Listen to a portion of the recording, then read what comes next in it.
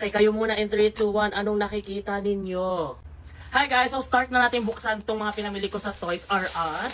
Hoy, yung mga nagko-comment dyan na asan na yung part 2, part 2. Ito na, sandali mag-start pa lang tayo. Kumalma kayo. Kumalma ang mga fingers and everything.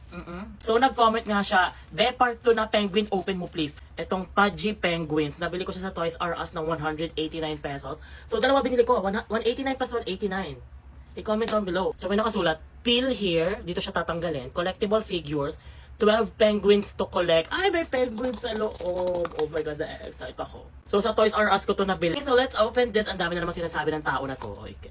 Peel daw siya dito. Okay, kayo muna in 3, 2, 1. Anong nakikita ninyo? Ay!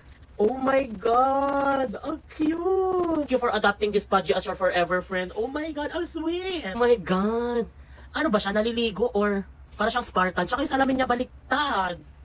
Pero ang cute, pwede pang display.